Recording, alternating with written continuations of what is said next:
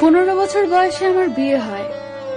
10ম শ্রেণীতে ওঠার পরেই আমার বিয়ে হয়ে যায়। সাবালিকা হতে না হতেই বিয়ে নামের দায়িত্বটা আমার মাথায় বোঝা হয়ে পড়ে। কামুকতায় অধিকার আদায়ে প্রতি রাতেই স্বামী হিসাব করে পাই পাই করে আদায় করে নেয় তার অধিকার। তখন না বুঝতাম স্বামীর মন, না বুঝতাম সংসার। 5 বছর শেষে এখন সবই বুঝতে শিখে গেছি। সংসারের কাজ, শ্বশুর শাশুড়ি এবং স্বামীর সেবা যত্ন করতে শিখে গেছি। বুকের ভেতরে কষ্টগুলো ছাপা দিতে শিখে গেছি। শুধু পারিনি আমার রূপ ও গুণাবলী দিয়ে স্বামীর মন জয় করতে।